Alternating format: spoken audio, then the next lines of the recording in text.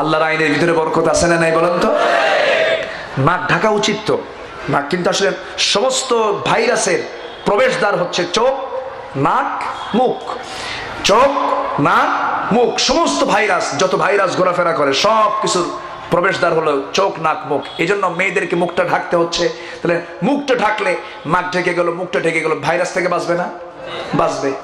পুরুষরা বাইরে চলাফেরা করবে, একটু ওযু করবে, ওযু করে মুখ তো বের করেই ওযু করবে, চোখ, নাক, মুখ তিনটেই যখন বারবার 5 বার, দিনে 5 বার যখন পানি পড়বে, যত ভাইরাস সব সাফ হয়ে যাবে।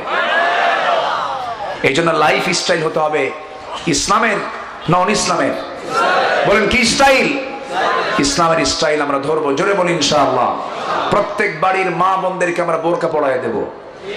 সবাইকে রাজি আছেন? সবাই রাজি আছেন? আল্লাহ কবুল করুন।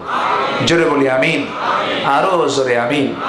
একটা লোক উঠবেন না, আমি খুবই খুশি আপনাদের উপরে আজকে। আমি যতগুলো মাহফিল